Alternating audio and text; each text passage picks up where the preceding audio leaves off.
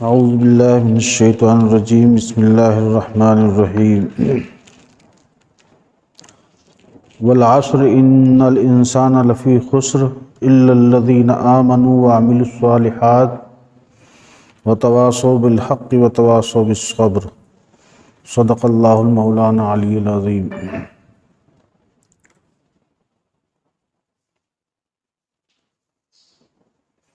ابھی آپ کے سامنے قرآن مقدس کی مختصر ترین جو 3 صورتیں ہیں اس میں سے ایک تلاوت کی گئی ہے۔ ایک سورہ والعصر، ایک سورہ کوثر، ایک سورہ نصر، مختصر ترین آیات میں ہیں۔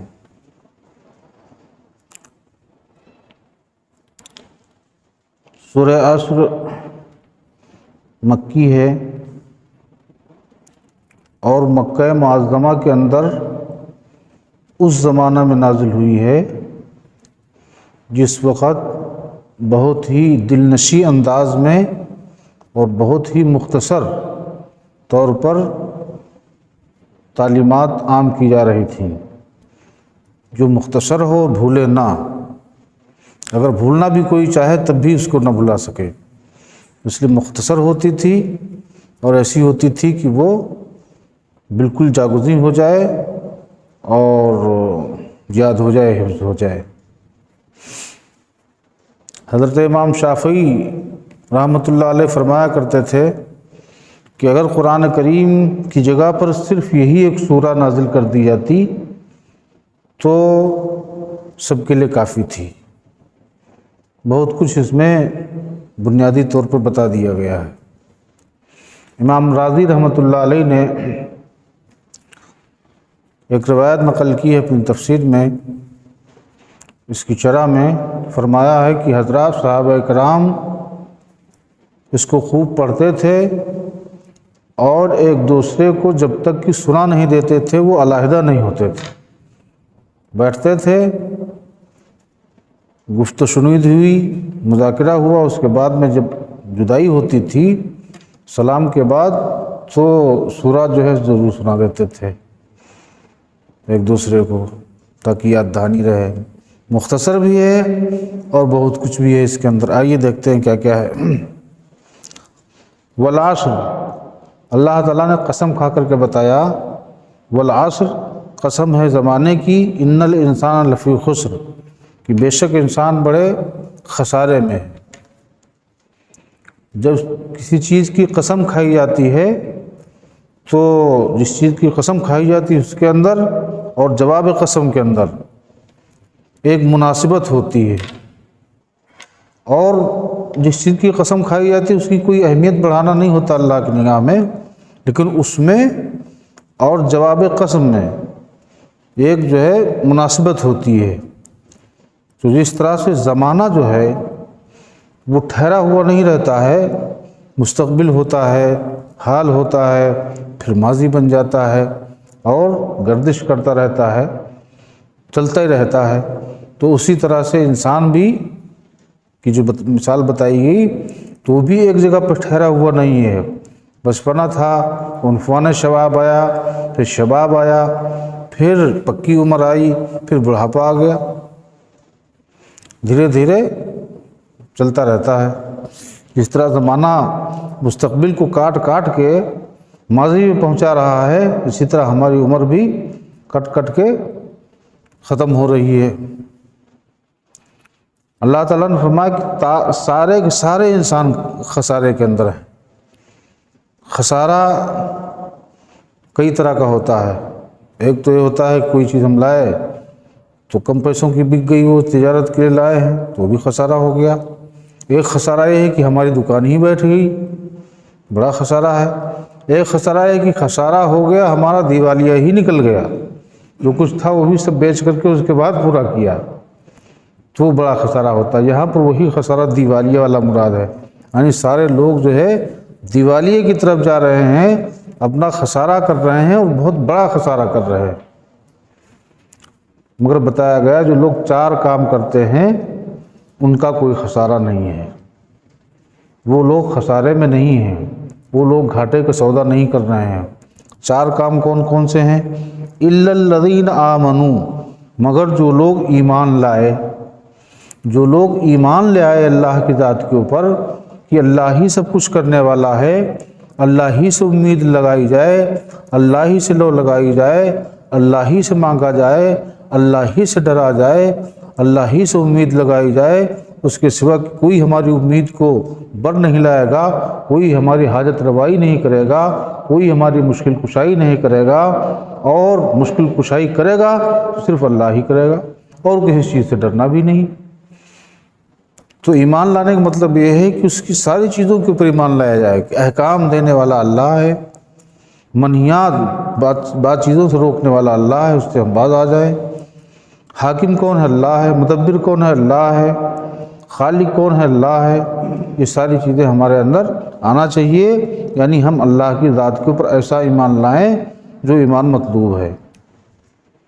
کسی سے کوئی امید نہیں ہونی چاہیے، کسی سے کوئی خوف بھی نہیں ہونا چاہیے۔ شیخ سعدی رحمۃ اللہ علیہ نے بڑے اچھے انداز میں کہا ہے، موحد چ برپائے ریزی درش چ فولاد ہندی نہیں برسرش، امید و حراست نہ باشد رکس ہمیں است بنیاد توحید و بس۔ موحد وہ ہوتا ہے کہ پوری دنیا کی دولت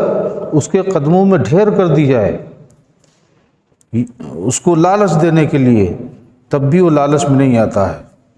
اور اس کو ڈرانے کے لیے فولاد ہندی، قدیم زمانے میں فولاد ہندی بہت مشہور تھا، فولاد ہندی اس کے سر پہ رکھ دیا جائے، تلوار رکھ دی جائے، لیکن وہ کسی سے ڈرنے والا نہیں ہوتا ہے۔ یہی ہے، کہتے ہیں ہمیں است توحید بنیاد، یہی جو ہے تو توحید کی بنیاد ہے، یہ توحید کی بنیاد ہے، باقی تو اور چیزیں ہیں جو اس کے اوپر آئیں گی۔ سب سے پہلی چیز، سب سے پہلا مرحلہ یہی آتا ہے کہ ہمارے اندر لالچ نہ پیدا ہو، ہمارے اندر خوف نہ پیدا ہو۔ سیرت میں جب آپ جائیں گے، دیکھیں گے نبی کریم صلی اللہ علیہ وسلم کی حیات طیبہ کو، تو آپ کا اس قدر پختہ یقین ہے ان دونوں چیزوں کے اوپر کہ اس کے مقابلے میں پہاڑ کی جڑ ہل سکتی ہے، سمندر کا کلیجہ دہل سکتا ہے، لیکن رسول اللہ صلی اللہ علیہ وسلم کے پیر میں کوئی لغزش نہیں آتی ہے، اور آپ ذرہ برابر جو ہے تو ان چیزوں کی طرف کوئی دھیان نہیں دیتے ہیں۔ چنانچہ واقعہ یاد ہوگا سبھی کو کہ کچھ لوگ حضرت ابو طالب کے پاس آئے اور کہنے لگے کہ آپ اپنے بھتیجے کو روک لیجئے، اگر یہ دھن دولت چاہتا ہے تو پورے مکے کی دولت ہم اس کو دے دیتے ہیں، اگر یہ حسن و جمال چاہتا ہے تو حسن و جمال ہم اس کو دے دیتے ہیں، سرداری چاہتا ہے، حکومت چاہتا ہے، یہی چیزیں ہوتی ہیں جو آدمی کو بے راہ رو کر دیتی ہیں، یا وہ چیز دل کے اندر جب پیدا ہوتی ہے تو اس کی وجہ سے کچھ نہ کچھ آدمی کرنے لگتا ہے۔ تو تینوں چیزیں دیکھنے کے لیے ان لوگوں نے کہا، لیکن رسول اللہ نے اس کے جواب میں کیا فرمایا کہ ہم کو کچھ نہیں چاہیے۔ اور جہاں تھے، اور ابو طالب جو آپ کے چچا تھے، انہوں نے بھی آپ کو سمجھایا کہ بیٹا میں اب بوڑھا ہو گیا ہوں، میرے اندر وہ قوہ میں طاقت نہیں ہے، میں چاہتا ہوں کہ آپ تھوڑا نرمی کریں، اور جو آپ کے سامنے چیزیں رکھی گئی ہیں ان کے اوپر بھی غور کر لے۔ تو آپ نے اس کے اوپر غور کرنا بھی مناسب نہیں سمجھا، 2 ٹوک وہیں پہ جواب دے دیا، اگر میرے ایک ہاتھ میں سورج رکھ دیا جائے، ایک ہاتھ میں چاند رکھ دیا جائے، میں جو کام کر رہا ہوں اس سے باز نہیں آؤں گا۔ تو اتنا پکا یقین اور ایمان جیسے رسول اللہ صلی اللہ علیہ وسلم کا تھا، آپ نے کر کے دکھا دیا، تو ویسے ہی ہمارا بھی ہونا چاہیے۔ الا الذین آمنوا، مگر وہ لوگ جو اہل ایمان ہیں، جو ایمان لے آئے، تو وہ لوگ خسارے کا سودا نہیں کر رہے ہیں، وہ لوگ خسارے سے بچ گئے۔ تو پہلی چیز ہے۔ اور دوسری چیز کیا بتائی گئی کہ ایمان لانے کے بعد میں بیٹھ نہیں گئے، مومن تو ہو گئے، اور ساتھ ساتھ میں مسلم بھی ہونا ضروری ہے۔ اپنے اعمال کے ذریعے سے، اپنے کردار کے ذریعے سے یہ بتا دینا ہے کہ ہم جو ہے تو مومن ہیں، وہ ہے اسلام، یعنی جو چیزیں ہمارے پر فرض ہیں، نماز فرض ہے تو ہم اس کو کر کے دکھائیں، روزہ فرض ہے تو روزہ رہیں، زکوٰۃ فرض ہے تو زکوٰۃ ادا کریں، قربانی واجب ہے تو قربانی کریں، حج ہمارے پر فرض ہو گیا ہے تو ہم حج کو کریں، ماں باپ کی اطاعت ہمارے اوپر لازم و واجب ہے تو اس کو ہم نبھائیں، اولاد کی تربیت ہمارے اوپر ضروری ہے تو اس کو کریں۔ تو ایمان کے ساتھ ساتھ میں عمل صالح، ایمان کے ساتھ ساتھ میں عمل ہے، عمل جب تک کہ نہیں کریں گے، اور عمل بھی کیسا ہونا چاہیے؟ صالح۔ یہ نہیں کہا کہ الا الذین آمنوا وعملوا الصالحات، صالحات کا بھی لفظ یہاں پہ لگا دیا گیا، الا الذین آمنوا وعملوا الصالحات، جو لوگ ایمان لائے، ایمان لانے کے ساتھ ساتھ میں عمل صالح کرتے ہیں۔ اب عمل تو ہم کر رہے ہیں، صالح کیسے بنے گا؟ صالح بننے کے لیے دو چیز شرط ہے، ہر چیز کو صالح دو چیز بناتی ہے۔ نماز آپ نے پڑھا تو نماز کے لیے، نمازیوں کے لیے تو بتایا کہ فویل للمصلین، جو لوگ نمازی ہیں تو ان کے لیے ویل ہے، تباہی ہے۔ اور ایک حدیث میں آتا ہے کہ مجاہد کو لایا جائے گا، پوچھا جائے گا تم نے جہاد کیوں کیا، سر کیوں کٹایا؟ تو وہ بتائے گا کہ اس لیے، تو آپ اللہ تعالیٰ فرمائیں گے نہیں تم جھوٹ بولتے ہو، تم نے تو جرأت و بہادری کے لیے کیا تھا اور وہ سب چیز ہو چکی، اب جو ہے جہنم میں جاؤ۔ تو اس کے لیے دو چیز ضروری، ایک یہ ہے کہ وہ جو ہم کام کر رہے ہیں وہ اللہ کی خوشنودی کے لیے کر رہے ہوں، اللہ کی رضا جوئی کے لیے کر رہے ہوں، اللہ کی محبت میں کر رہے ہوں، اور دوسرے سنت کے طریقے پر کر رہے ہوں۔ دوسرے سنت کے طریقے پر اگر کر رہے ہیں تو وہ عمل صالح بنے گا، اور اگر سنت کے طریقے پر نہیں ہو رہا ہے عمل تو وہ عمل ہی رہ جائے گا۔ اور جو لوگ یہ کہہ دیتے ہیں کہ ایمان تو ہمارا بڑا پکا ہے لیکن ہم جو ہے بس نماز نہیں پڑھ پاتے ہیں، روزہ نہیں رکھ پاتے ہیں، اور دنیا کی ساری خرافات کرتے ہیں، جب کوئی بات کہی جاتی ہے تو کہتے ہیں کہ ایمان ہمارا بہت پکا ہے، تو ایسا ایمان کسی کام کا نہیں ہے۔ اس کے ساتھ میں عمل صالح عمل ہے، اور پھر عمل کے ساتھ میں شرط ہے کہ وہ صالح ہونا چاہیے۔ والعاملون کلہم ہالکون، ایک حدیث میں ہے کہ عمل کرنے والے بھی سب ہلاک ہو جائیں گے، عمل کرنے والے بھی سب ہلاک ہو جائیں گے، الا المخلصون، مگر جو لوگ اخلاص سے عمل کرتے ہیں صرف اللہ کے لیے، تو اس کو یہاں پر صالحات سے تعبیر کیا گیا ہے۔ تو آپ یہی مان کے چلیے کہ عمل کیا جائے اور عمل صالح ہو، اور صالح کرنے کے لیے کوئی بھی آپ کام کر رہے ہیں جس کو آپ عین عبادت سمجھ رہے ہیں، جو دین کی ستون ہیں، دین کی بنیادیں ہیں، ان کو اگر آپ انجام دے رہے ہیں، اس کے اندر یہ دونوں چیزیں صحیح نہیں پائی جاتی ہیں کہ اللہ کی خوشنودی کے لیے نہیں کر رہے ہیں اور رسول اللہ کے طریقے پر نہیں کر رہے ہیں، تو بھی چیز جو ہے دنیا ہی بن جائے گی۔ مسجد میں اس لیے آ رہے ہیں کہ ہمارے گھر میں برکت ہونے لگے، ہمارے جسم کی ورزش ہو جائے، ہمارے لوگوں سے ملاقات ہو جائے، لوگ ہم کو نمازی کہنے لگیں، تو اور لوگوں کو کھانا اس لیے کھلا رہے ہیں کہ ہمارے گھر میں خیر و برکت ہو جائے، کسی عالم کو، کسی بزرگ کو اپنے گھر میں اس لیے لا رہے ہیں کہ ہمارے خیر و برکت آ جائے، ہماری دکان میں خیر و برکت آ جائے۔ تو جتنے بھی کام کر رہے ہیں اپنے فائدے ہی کے گرد اگر سب گھوم رہے ہیں، اگر وہ سب اپنے فائدے ہی کے گرد گھوم رہے ہیں، چاہے آپ جو ہے نماز پڑھ رہے ہوں، چاہے زکوٰۃ دے رہے ہوں، چاہے صدقہ کر رہے ہوں، سب کچھ اپنے فائدے کے لیے کر رہے ہیں، فائدہ تو ہوتا ہے، دنیا کا بھی فائدہ ہوتا ہے، آخرت کا بھی فائدہ ہے، لیکن ہماری جو نیت ہونی چاہیے وہ کیا ہو؟ یہ ہو کہ اس سے اللہ تعالیٰ ہم کو آخرت میں اس کا بدلہ دے گے۔ یؤثرون علی انفسہم ولو کان بہم خصاصہ، اگر ایک روٹی ہوتی تھی تو چراغ بجھا کر کے وہ کھا لیتے تھے، اس لیے نہیں کھاتے تھے کہ ہمارا چرچا ہو جائے گا محمد رسول اللہ کے پاس اور ہم بڑے جو ہے فیاض مانے جائیں گے، یہ آدمی چرچا کرے گا۔ چراغ اس لیے گل کر دیے کہ دیکھ ہی نہ پائے کہ کھا رہے ہیں کہ نہیں کھا رہے ہیں، وہ تو وحی کے ذریعے سے رسول اللہ صلی اللہ علیہ وسلم کو بتا دیا گیا، ورنہ تو صدقہ ایسے کرتے تھے کہ دائیں ہاتھ سے دیتے تھے، بائیں ہاتھ کو پتہ ہی نہیں چلتا۔ تو اس لیے نہیں کر رہے ہیں کہ ہمارا دنیاوی کوئی فائدہ ہو، لا یریدون جزاء ولا شکورا،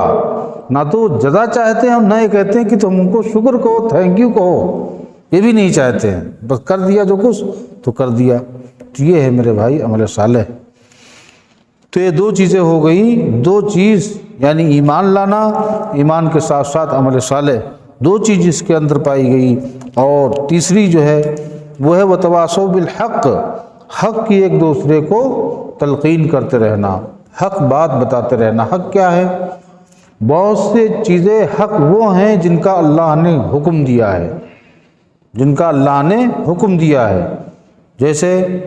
والدین کی اطاعت کا حکم دیا، بزرگوں کے احترام کا حکم دیا، نماز پڑھنے کا حکم دیا، اچھی بات کرنے کا حکم دیا، زور سے چلانے سے منع کیا، اور بہت ساری چیزوں سے جو ہے تو اللہ تعالیٰ نے منع کیا۔ زنا سے منع کیا، لا تقربوا الزنا انہ کان فاحشۃ وساء سبیلا، کہ زنا کے قریب بھی نہ مت جاؤ، اس لیے کہ وہ جو ہے بہت برا راستہ ہے۔ تو جن چیزوں کو اللہ نے حکم دیا ہے وہ چیزیں بالحق کے اندر آتی ہیں، اور جن چیزوں سے روکا ہے ان کے رک جانے کو حق کہتے ہیں۔ چنانچہ آپ قرآن و سنت کے اندر دیکھ دیجئے، جن چیزوں کا حکم دیا گیا ہے وہ چیزیں جو ہیں تو حق ہیں، اور جن چیزوں سے روکا گیا ہے وہ حق ہیں کہ ان سے رکا جائے۔ جب حق کی آپ تلقین کریں گے اور حق کا پیغام لے کر کے آپ اٹھیں گے تو بہت ساری مصیبتیں بھی آپ کے راستے میں آئیں گی، پریشانیاں آئیں گی، اور روڑے آئیں گے،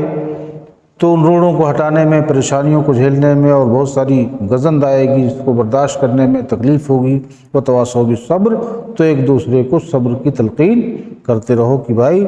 دنیا میں پریشانیاں تو آئیں گی، دنیا میں رہ رہے ہو تو پریشانیاں تو آنا ہی آنا ہے۔ قید حیات و بند غم اصل میں دونوں ایک ہیں۔ آدمی موت سے پہلے نجات پائے کیوں؟ آدمی موت سے پہلے غم سے نجات پائے کیوں؟ تو جب تک موت نہیں آئے گی اس وقت تک غم تو آئیں گی ہی۔ اگر آپ حق نہیں کام کر رہے ہیں، جو لوگ باطل کا کام کر رہے ہیں، قرآن نے ایک جگہ کہا ہے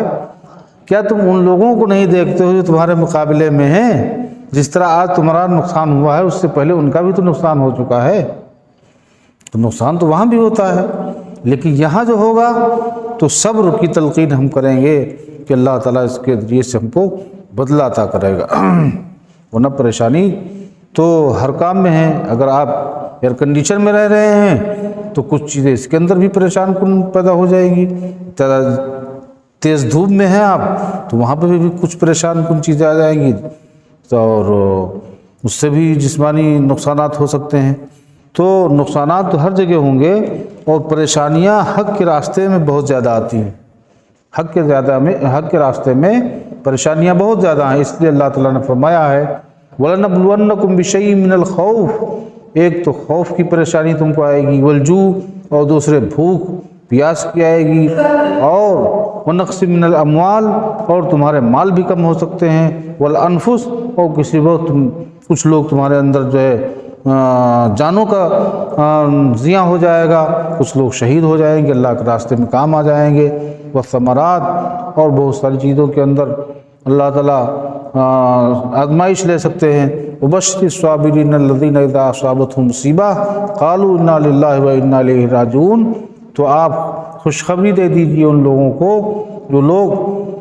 جب مصیبت پہنچتی ہے تو کہتے ہیں انا للہ، بے شک ہم تو اللہ کے لیے ہیں اور اللہ ہی کی طرف جانے والے ہیں۔ تو ہماری زندگی میں مین چیز جو ہے جس سے ہم رجوع کرتے ہیں، امید اللہ سے ہے، خوف اللہ سے ہے، سب کچھ اللہ ہے ایک مومن کے لیے۔ ایک مومن کے لیے سب کچھ اللہ ہے، تو جب مصیبت آتی تو اس کو اللہ ہی کی یاد دلائی جاتی ہے کہ اللہ تمہارا دیکھ رہا ہے، تم کو اجر و ثواب دے گا، اور جانا تو اللہ ہی کے پاس ہے، جانا تو اللہ ہی کے پاس ہے۔ تو یہ چار چیزیں ہیں میرے بھائیوں جو ہماری نجات کا ذریعہ بن سکتی ہیں، اس کے بغیر تو نجات ہے ہی نہیں۔ اس کے بغیر نجات کا کوئی جو ہے تو کانسیپٹ اور کوئی تصور ہے ہی نہیں، کہ آپ ایمان نہ لائیں، آپ عمل صالح نہ کریں، آپ حق کی تلقین نہ کریں، اور آپ جو ہے صبر کی ایک دوسرے کو تلقین نہ کریں، اور اس کے بغیر ہی جنت میں چلے جائیں۔ یہ چار کام تو بہت ضروری ہم کو کرنا ہے۔ اللہ سے دعا ہے کہ اللہ تعالی ہم کو اور آپ کو اپنی کتاب کو پڑھنے کی، سمجھنے کی، اس پہ عمل کی توفیق نصیب فرمائے۔ وآخر دعوانا ان الحمد للہ رب العالمین۔